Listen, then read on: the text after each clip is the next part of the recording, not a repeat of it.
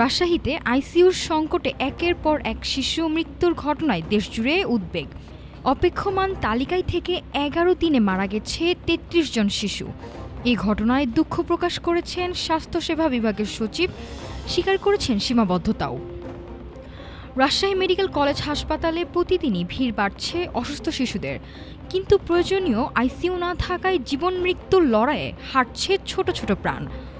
হাসপাতালের শিশুদের জন্য আছে মাত্র ১২টি আইসিইউ বেড, যার কোনোটি সরকারিভাবে অনুমোদিত নয়।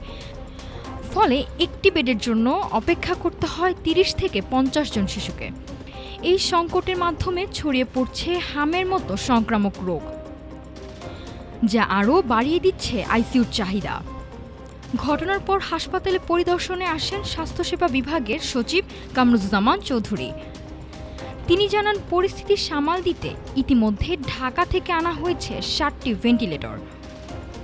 আইসিইউর সংকট, জনবল ঘাটতি আর অবকাঠামোর সীমাবদ্ধতা সব মিলিয়ে প্রশ্ন উঠছে স্বাস্থ্য ব্যবস্থার সক্ষমতা নিয়ে।